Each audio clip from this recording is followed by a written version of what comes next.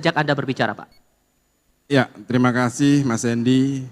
Saya tahu bahwa di Kota Semarang memiliki RPH, akan tetapi memang di sini masih belum bersertifikat halal. Maka memang disinilah kami ingin mengandalkan bahwa Provinsi Jawa Tengah tadi yang saya sampaikan, bahwa kita mendukung untuk ekonomi syariah.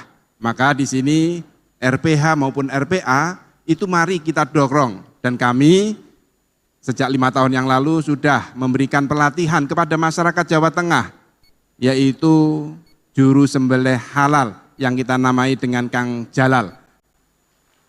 Tentu perlu diingat bahwa kami juga mendorong pertumbuhan rumah pemotongan hewan. Kami tidak hanya halalnya saja, akan tetapi sejak pandemi COVID-19 masyarakat butuh makanan yang higienis. Maka saya pastikan bahwa daging dari Jawa Tengah ini bukan hanya halal, akan tetapi juga higienis. Yang ada di Kabupaten Magelang, rumah pemotongan hewan yang diinisiasi oleh salah satu pesantren, yaitu Pondok Pesantren Sulaimaniyah.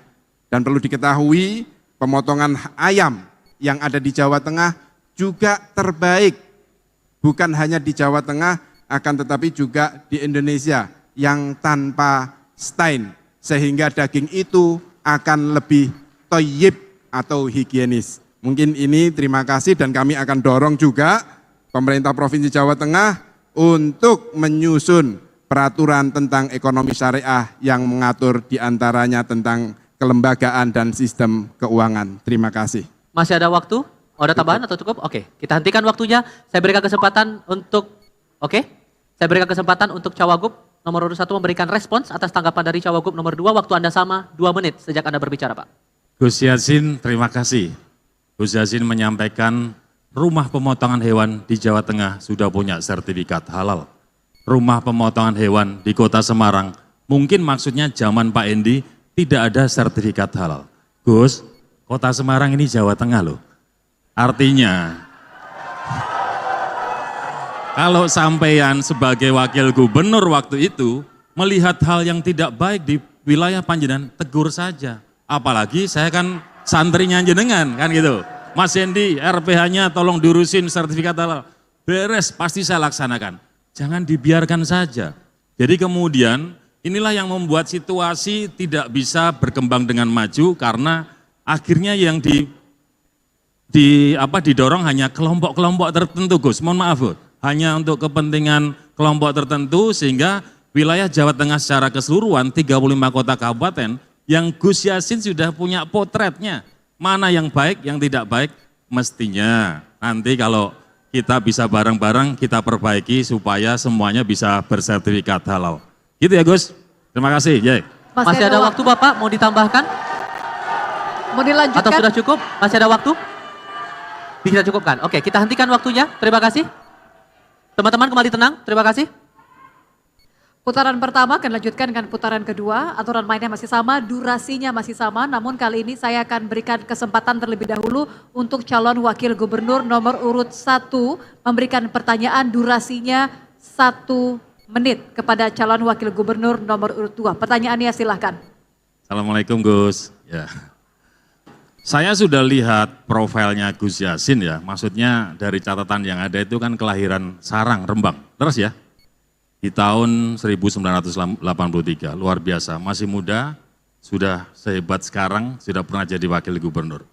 Saya mau cerita begini Gus, menurut data, di Kabupaten Rembang itu ada luas lahan sawah 29.058 hektar, atau 28,65% dari total wilayah Kabupaten Rembang.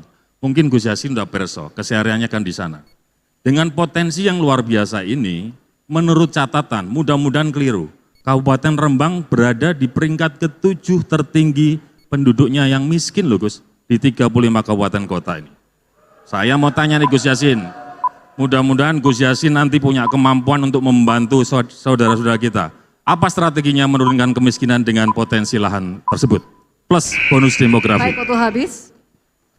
Kami berikan kesempatan untuk Cawagup nomor urut 2 menjawab, waktunya 3 menit dimulai dari Anda bicara, silakan. Ya, terima kasih Mas Hendy, bahwa memang di Kabupaten Rembang ini masih rendah atau masih tinggi angka kemiskinannya. Maka kami menawarkan program yaitu pendidikan dan kesehatan gratis. Guna apa? Masyarakat Rembang akan memiliki pendidikan yang lebih baik lagi, sehingga mereka juga akan mendapatkan pekerjaan yang baik. Perlu diingat Mas Hendy, bahwa di Kabupaten Rembang, di sektor pertaniannya memang perlu adanya penanganan khusus, karena memang di sana masih banyak kekeringan. Maka kami untuk memberikan jawaban tersebut, yaitu bagaimana para petani-petani milenial kita akan dorong dengan kartu zilenial, memiliki pendidikan terkait pertanian yang dibutuhkan di Kabupaten Rembang itu bagaimana. Yang kedua, kami juga akan mendorong pertumbuhan industri yang ada di Kabupaten Rembang. Kita tahu bahwa di Kabupaten Rembang salah satunya yang dibutuhkan industri itu adalah air. Maka di sini akan kami tawarkan, karena di Kabupaten Rembang adalah tempat pesisir yang saat ini sudah diinisiasi oleh salah satu universitas yang ada di Jawa Tengah, yaitu Undip, yaitu tentang desalinasi yang merubah air laut menjadi air tawar. Ini bisa difungsikan bukan hanya untuk industri, akan tetapi juga untuk masyarakat, untuk mendapatkan air bersih, termasuk persawahannya, yang itu juga tidak terlalu mahal. Saya sudah bertanya kepada Undip, yaitu modalnya hanya 200 juta. Terima kasih Mas Hendy. Masih ada waktu, Bapak silakan ingin dilanjutkan atau cukup? Ntar ingin saya tambahkan, di sana ada daerah pesisir, artinya di pesisir ada nelayan.